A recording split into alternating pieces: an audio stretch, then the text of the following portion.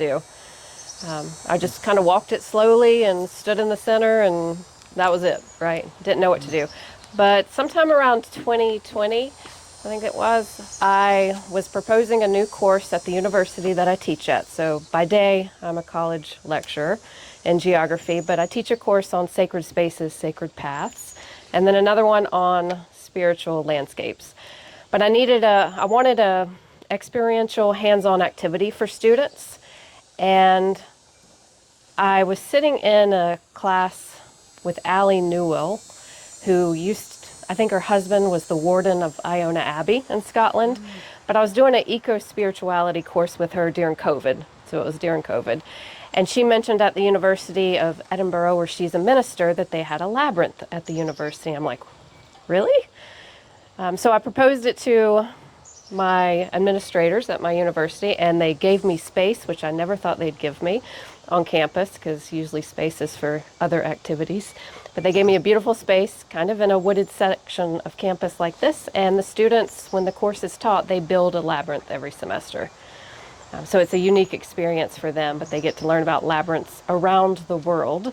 So I will start by saying labyrinths are found on every continent except for Antarctica that we know of.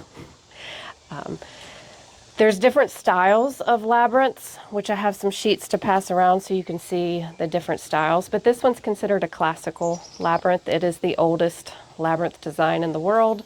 It's estimated around 2000 BCE. The oldest one is a petroglyph in Spain. So it's on a rock carving in Spain. They don't know why it was done. There's different theories that perhaps it was something related to nomadic pastoralism and going between areas of Spain. Some say it may be connected to ritual, and of course it could just be a kid was sketching on a rock. We don't know. I mean, no idea what it really meant to them. But then we take it to another time period and the medieval labyrinth. Okay. So the medieval labyrinth looks like this, and the most famous one is in the Chartres Cathedral. In France. You find them inlaid in a lot of cathedral floors throughout Europe during the medieval period. This one has a lot more geometry to it. It's got like 4 quadrants to it and the 6-petaled flower in the center, compared to like a classical labyrinth. The closest labyrinths to here, I know, is it St. Anne's in Beaufort? They just built one. It's a very small one. I think that one's a classical one, if I remember correctly. The Methodist Church up in Oriental, so across the water, they actually have the medieval pattern. It's a little smaller.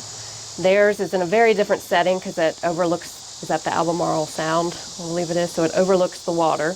Very open, no shade, like this one. But that's one. And then Jacksonville, North Carolina, the Jacksonville Commons Park, they have a small labyrinth kind of tucked away there. So those are the closest ones to here for you to walk and experience something different. But we have the classical, the medieval. There's also some others. One's called the Baltic Wheel or the Tree of Life, and that one's found throughout the Baltic countries. It's shaped almost like a tree. There is a difference with labyrinths and mazes, although the terms are used interchangeably to some people. Do you know what the difference is? No. One's intentional to confuse you, and one is intentional to bring you to center. Yes, good. Wow. That's one thing. You prepared. Yeah. Yeah, I'm not giving a test after this. Okay, yeah. What's that? The mazes you can't see, or is that not true? No, a maze could be flat, Okay. but a maze is going to have dead ends. Right. Okay, so it's going to have dead ends, and it's meant to confuse you, and you're meant to get lost and frustrated. And there's like a goal to get out of it, Where with the labyrinth, it's just an easy walk to the center. There's no dead ends, no tricks. It's just you walk right to the center. That's the goal, get to the center, and then you meander back out. Okay. So I'm actually going to pass these around. I don't know if I have quite enough, but you can share with someone sitting next to you perhaps and just trace and see which one you like the best. Labyrinths typically come in odd numbered of circuits, which a circuit is the pathway. Okay. This one is a 7 circuit labyrinth. The medieval one is usually a 13. Okay. But I've also seen them smaller in scale where they're 7 or 9. It's just a lot of turns in it. We use labyrinths today in many different settings, from hospitals to schools. I know some schools are using it as kind of a timeout room for kids. They have a labyrinth on the floor, perhaps taped, or they have a canvas labyrinth out in a room, and they'll send the kids in there to walk the labyrinth to calm down. I've also, they're being used at Walter Reed Medical Center. They have labyrinths there because they are studying the effects of walking the labyrinth on PTSD, because it's believed possibly that doing the turns, walking the turns in the labyrinth helps to shift something in the brain. So they're looking at the science of that, which is pretty interesting. They also use them in prisons, like I said, schools, museums and gardens, and of course churches have labyrinths. But I'm going to pass these around for you. Why the odd number? Don't know. Is that physics, geometry, or? Yeah. Can you two share? So on one side is the medieval, and one side is the classical. The non-sided. You- No test yet. You have a work of art on your page. Oh, you've got the medieval. I'll find you another one here in a minute. I sort of like having the unknown. So some people really like the medieval one. Some people do not. At different phases in your life, you may like one more than the other. Yeah. But it is a different experience, tracing the classical and then the medieval one. But again, yes, no one knows why the odd number. It probably comes down to the mathematics of it and designing it. Do you remember, Pam, when this one was built, or Donald, what year? Somebody had asked me. 2000-ish. Yeah, that's what I thought. Okay, Yep. 2000. Yeah. By a church member. Yeah, so Skip, Skip. Yeah, there you go. member of the church, designed this one. He practiced on the beach. He mowed it into his yard, apparently. He had tourists walk the ones on the beach he did to test it out. But what's interesting, because the entranceway is over here near the bench, he actually aligned it to where you're walking into the east, so the direct line of east. So he put a lot of intention and thought in this one. And what they also say about this one, it's built in a thin place, and in Celtic tradition, a thin place is an area between worlds, between the material and the spiritual world. Okay. It's kind of that thin veil. And I think it's lovely here in the maritime forest because you're cocooned kind of in this womb, and there's shade, which helps when it's sunny. Yeah. So again, just those are the two basic ones that you'll see, but I want to show you a different labyrinth. I'm just going to walk around with it. This one is called the Man in the Maze. It's associated with the Tohono O'odham tribe in the southwest. This is found on their baskets and pottery. It's called a maze, but it is a labyrinth because there's one way in and one way out. Okay. It's always shown as light and dark. It's perhaps believed to represent the journey we take through life, through the light and the dark.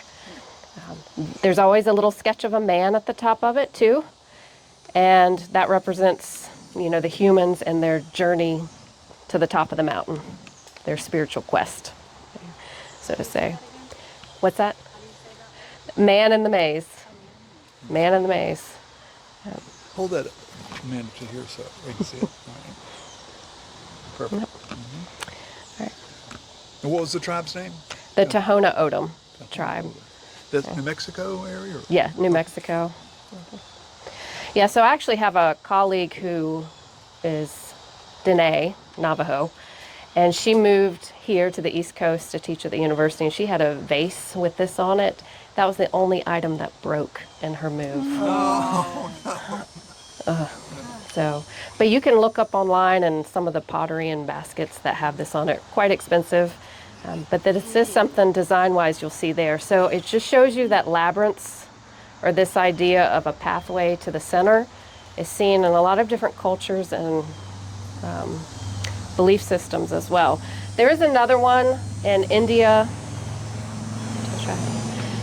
It's called the Shakuvaru, and it's written about in the sacred Indian text, but it was used more as a battle formation.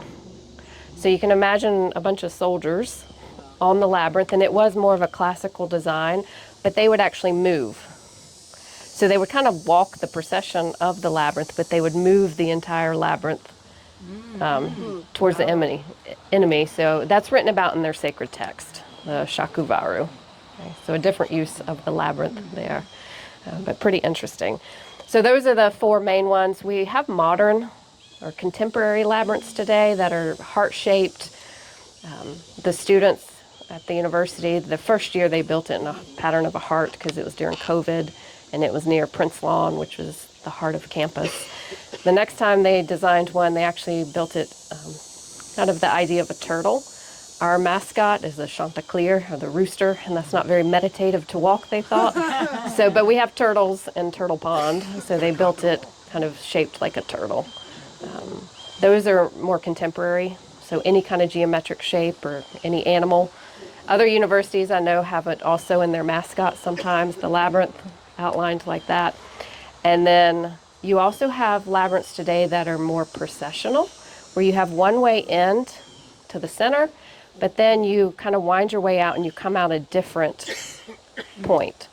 Okay? And sometimes those are used for things where it calls for more of the procession, okay, through.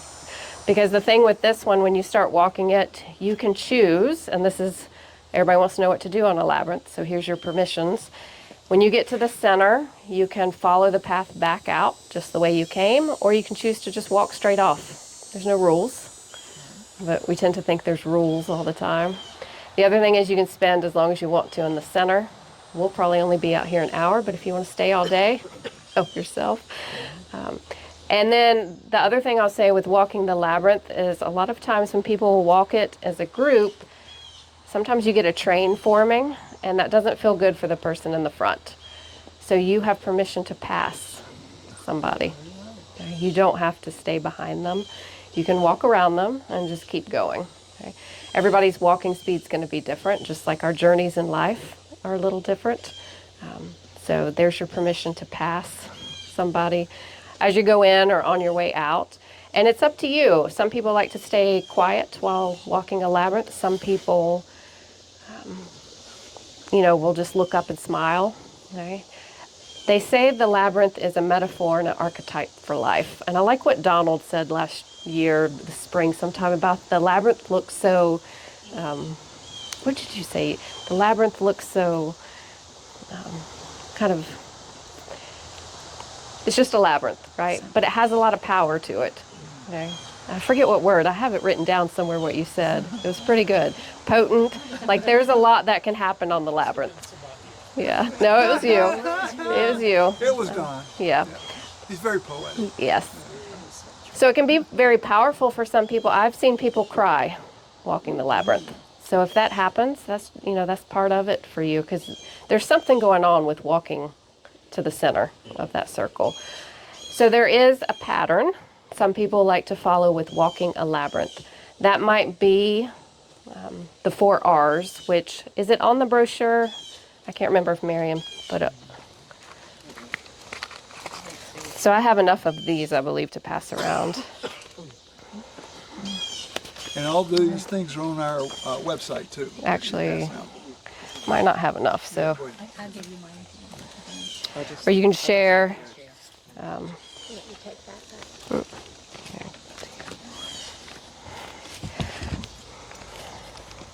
So it's Lauren Artress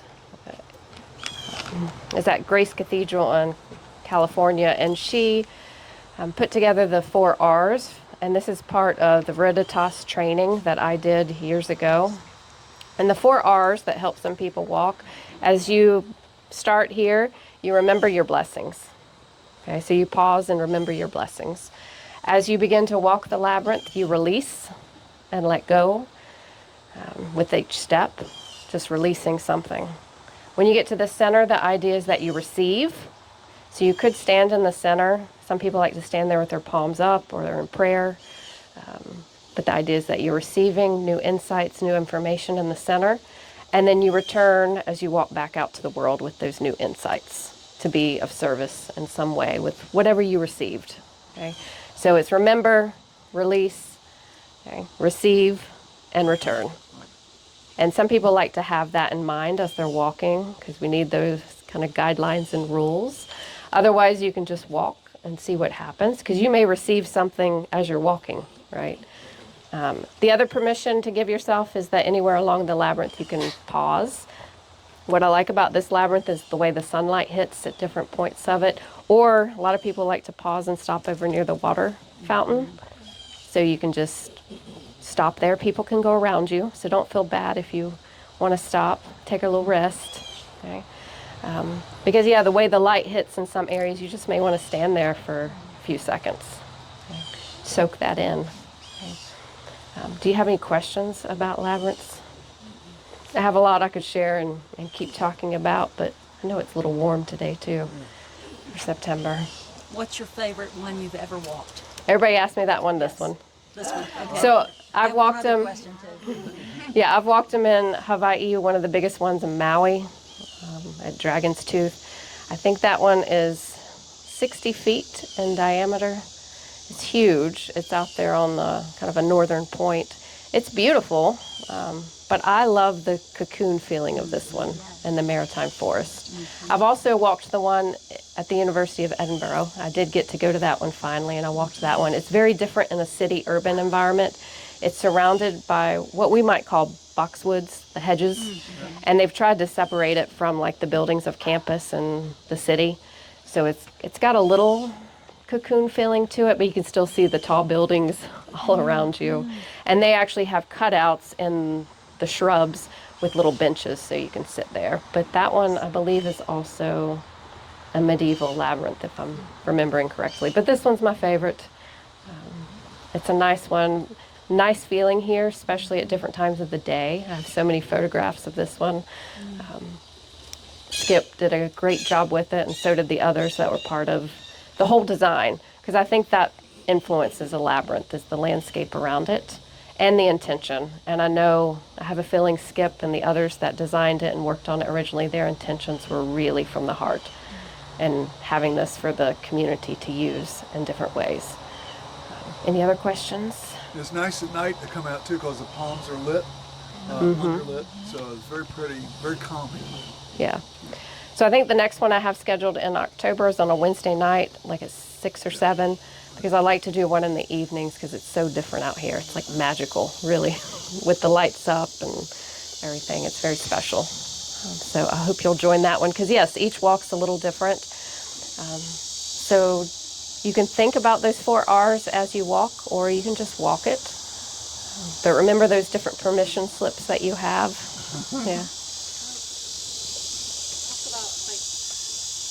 Taking an item and leaving it, or Ye- people take things from the center or take things from here? Yes. So I always forget this, Pam, right? I'm not a tactile person. But there are seashells in the big bowl over here. So I haven't seen this at other labyrinths. So I'll say that too. But here it's nice because if you would like to hold a seashell and maybe put some type of intention or thought, on it, or if you're just the type that wants to hold something, then you can leave it in the center there. Okay, so some people like to do that. I will say the one in Oriental, I believe they have rocks there that you can write a word on, and around the edge of their labyrinth, it's like a little rock garden of little white pebbles, and they have where people have written words and left them around the edge. But I don't think I've seen one where it's been in the center for you to leave stuff. So that's a little different here. But there's plenty of large conchs and smaller seashells there for you to hold if you would like to as you're walking, just to have something to hold, touch, or if you want to think about it as representing something you're wanting to let go of. Okay, so some people will do that. So I mentioned some people will cry on the labyrinth. and I have seen that, especially when they get to the center, they get pretty emotional. But the other thing that can happen is you can feel stuff in your body. And Lauren, our trust, talks about this some, that you may have, kind of pain or a memory come up as you're walking the labyrinth. And that's the interesting thing about perhaps the healing aspect of a labyrinth and what it's doing for us spiritually, emotionally, mentally, and physically. There's so much about them we don't know, but just your own experience of it is going to tell you, a lot. And each time you're out here, you may experience it differently, depending on what's going on in your life, the day, the weather, all that can influence it too. Any other questions? Well, that's what I was going to say, that every time I've walked it, I come away with a different feeling. Mm-hmm. And I don't walk it maybe once or twice a month, but I always come away feeling it's not the same experience. Right. And we have people really that come every week. They just walk up and during the day, I look out here when I'm in the church and there'll be somebody out here or two or three people will be out here. Yeah. Yeah. Visiting and then they'll walk it. Yeah.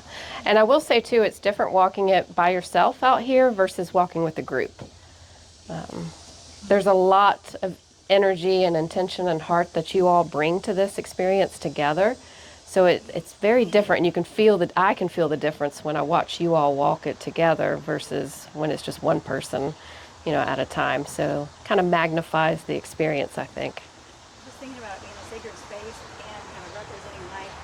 Sometimes when I bring my son or his best friend, they like to run it. Yes. And then I'm thinking, oh my gosh, y'all need to be quiet out here, but that's how they're walking. Yeah. Yeah. Yeah. Yeah. So there's actually some labyrinths, I believe, in Norway that some believe were used as some type of ritual tradition for the seafaring people there, and they would actually dance it, they say. Okay. I think there's some also somewhere in the Andes where there's stories of the people dancing the labyrinth. Okay, so it doesn't surprise me that kids would run on it, or if people want to skip on it, if anybody today wants to skip, go for it. You don't have to walk, right? And you don't have to go slow. It's just your own experience with it. Okay. And then as a group, and as you're walking this, and you're going to be, I'll space you out a certain distance from each other. But as you're walking it and you kind of pass each other on the different circuits, just noticing what comes up for you.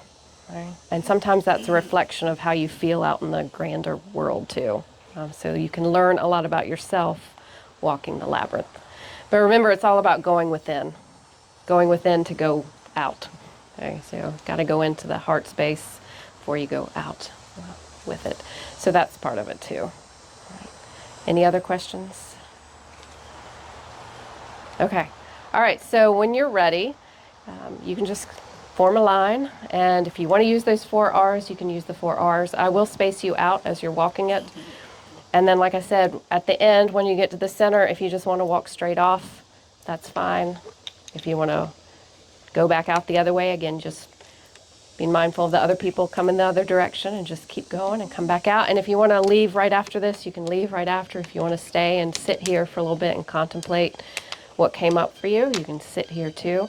I do have some sheets that are journal prompts that come from the book that I had published last year. And I have some book copies here too if you'd like to buy a copy. It's also on Amazon. But this is like a workbook to kind of journal your experience walking different labyrinths. Okay, some sensory things for you to think about and what came up for you walking it. Okay. All right, so whoever, we'll just start.